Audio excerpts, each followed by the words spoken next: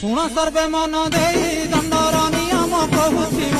ଦଣ୍ଡକାଳୀ ଦତ୍ତ ବଡ଼ କଠିନ ଅଟଇ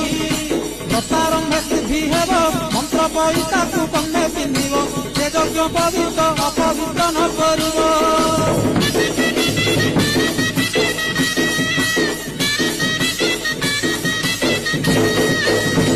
କଷା ବସ୍ତ୍ର ପରିଧାନ କେବେ ନ ମାଡ଼ିବ ଦୂଷିତ ସ୍ଥାନ ଶରୀର ପବିତ୍ର ପାଇଁ ଥିବ ସାବଧାନ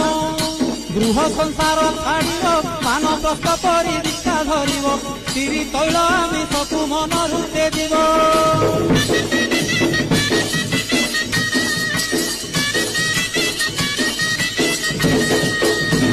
ସଂସ୍ଥାନେ ଅବା ମନ୍ଦିରେ ନଦୀ ତଟେ କିମ୍ବା ତୋଟା ମାଳରେ ଦିନ କଟାଇବ କାଳୀଙ୍କୁ ଜପି ମନରେ